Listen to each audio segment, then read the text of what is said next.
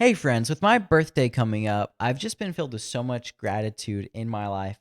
And here's how you get there from just contemplating your own existence. We realize that we know the world had a beginning. It came from somewhere, which means that the world was created. That and if it was created, that means that someone created it. And if someone created the world, then someone created life. If someone created life, then someone created my life. Now, if someone created my life, then that means that it was given. If it was given, then it's a gift. My life is a gift. And if my life is a gift, then that means that it was given to me by someone. I want to know who gave it to me. And if it was a gift, then there's a right way to respond to having received it. And that response is gratitude. And that also means that until I respond to the gift of my life with gratitude, I'm really dishonoring the one who gave it to me. What does that mean? That the one who created the world, created life, and created me, that's the one that I'm dishonoring, the creator of the cosmos, until I respond to my own existence with gratitude. And gratitude ought to be the response I have to this grand life and world that I get to live in. Life is good, and I'm so beyond grateful for it.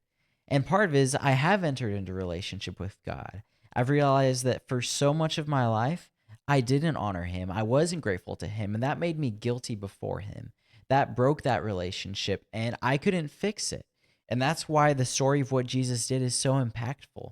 Because of our sin, we couldn't make our way back to God, who created us and loves us and created us to be in a relationship with him, resulting in all our twisted desires, trying to fill our hearts with something that just never works.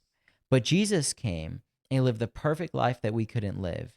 He died the death on the cross, the death of a criminal that we deserved because of our shame and our guilt having run away from God. But he paid it in full.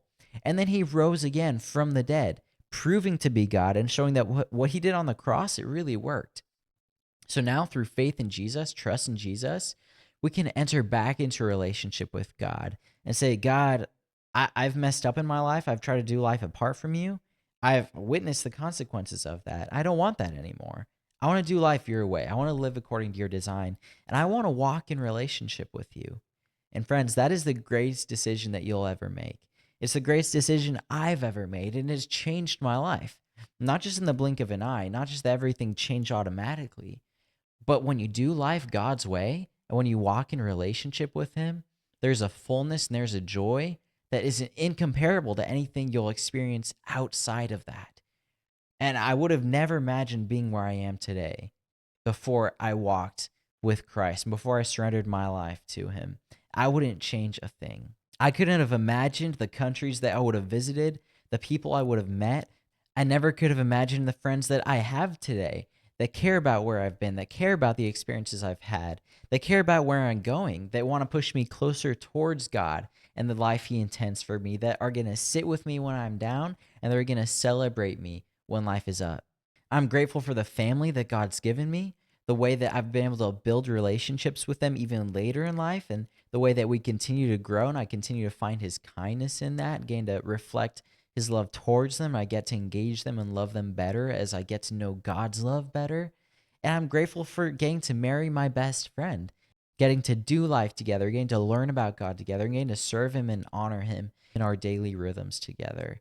Life is good. There's a world out there to see, from the shining of the sun in the morning to the smell of the trees and the flowers as you walk outside, the chirping of the birds, the beauty that goes on in a Sunday fellowship when you do life with other people, the way you interact with them throughout the week, the way we get to be in a place where we get to learn and read books, the way that we get to make new friends, to interact with people and show God's kindness to them, the way that we have a Bible that we can read about what God said thousands of years ago, and the way that he completed it in Jesus, and what we get to look forward to as we obey his commands and walk in relationship with him. Friends, life is good. And responding to it in any way other than gratitude is to dishonor God and to miss out on the joy that we get to experience when we reflect on the good life that we've been given. Yes, friends, life is good. And what comes next is even better, which shapes the meaning and the joy that we get to face in life because it's forward looking, not back looking.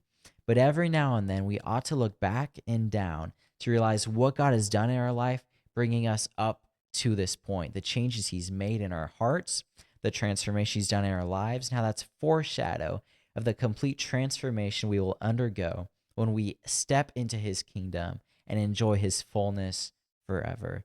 And I can't communicate this in any better way than the word of God communicates it. So I just want to read Psalm 103, verses 2 through 5, which say, "Bless the Lord, O my soul, and forget not all his benefits, who forgives all your iniquity, who heals all your diseases, who redeems your life from the pit, who crowns you with steadfast love and mercy, who satisfies you with good, so that your youth is renewed like the eagles."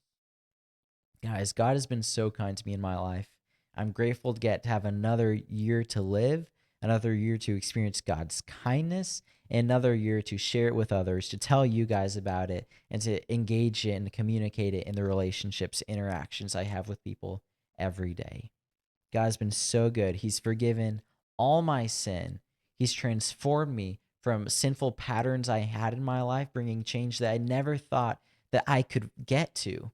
He's redeemed me from the pit, from death to life, from hopelessness to hopefulness, from sadness and grief to joy, from mourning to celebrating, from isolation and loneliness to family and fellowship, and joy in him and his people forevermore. He showered me in mercy and grace that I've never deserved, and he's satisfied me with his own goodness and love day after day, renewing me with energy and focus to face the things he has for me each day. Guys, there's purpose to this life. It's a gift, and we ought to respond with gratitude. So how can you do that today? What are the good gifts that God's given you? What has he been doing in your life lately that you can look at, you can reflect on, you can celebrate, looking forward to the future, knowing that life is good and what comes next is better, walking towards it. And maybe you haven't done that yet. Maybe you're looking at this channel and others like it because you haven't made that decision to follow Christ yet, but you're interested. You've heard some things, but you don't know if it's real. Friends, it's real. And I never knew that until I surrendered to Christ, until I said, here's my life. I'm tired of trying to do it my way, figure things out my way, be good enough my way. But God, I want your will for my life. I want your way. I want your design for life. Who knew that the creator of life has a purpose for saying this is how it's supposed to be done? And who would have thought that when he tells us that this is how it's supposed to be done, that that's actually the way that's going to bring us the most pleasure and fulfillment and enjoyment? Who knew that the designer would know how to bring us the most fulfillment and enjoyment? It would be kind enough to tell us how to do that. He's redeeming us to get to live that way through Christ. And I just want to encourage you, do it. You won't regret it. Walking in relationship with your creator and being transformed by him in real life is the greatest decision you'll ever make. And it's marked by gratitude. So if that's you, I just want to challenge you to do that. Say, Jesus, I believe in what you did on the cross for my sin. I believe that my mistakes are paid for in full, that they no longer need to have a grip on me, that you can give me a clean slate so that I can stand before God unashamed and unafraid, be counted a son or a daughter of the one true King, and that you can change my life and you have better intentions for my life than what I'm living right now. That's what I want. And so I surrender it all to you. I'm going to devote myself to being a church, to have others guide me and shepherd me, help me understand your Bible, because I'm going to read it for myself, but I don't totally get it yet. I want them to teach me how to pray because I want to be able to talk to you and surrender all my concerns and questions to you, and ultimately find myself finding hope and a home in you, surrounded by your people, headed towards eternity with you. So guys, I challenge you to do that. If you're a believer, respond in gratitude to the good life that God's given you. Life is good and what comes next is better. So let's turn to God and respond in joy and celebration because he is good. His love is abounding and his kindness meets us every day. I'm so excited for this next year and I can't wait to see what God teaches me, what I can share with you guys, and ultimately be one day closer to spending forever with him in paradise. I hope that you can say the same. Subscribe for more content about biblical teaching, about engaging cultures, and sharing our faith in our neighborhoods and among the nations. Thanks for watching, and I'll see you guys next time.